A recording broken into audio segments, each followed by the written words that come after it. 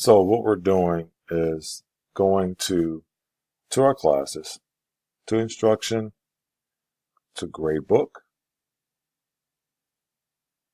and then in gradebook, this particular teacher has everything set up.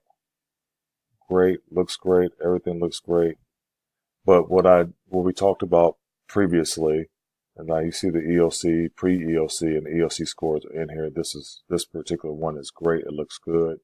So if I go to this world literature one, different class, has a completely different feel here.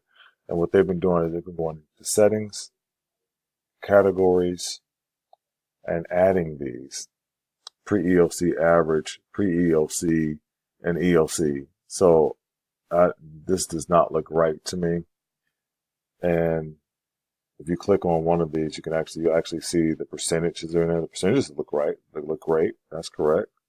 The pre-EOC should be 80%. That looks right.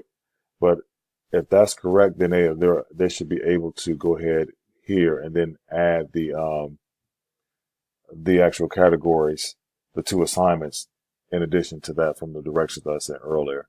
I just need to know if that's correct or not, because I don't want to have the end of course grades and input it incorrectly. So you let me know. Thanks.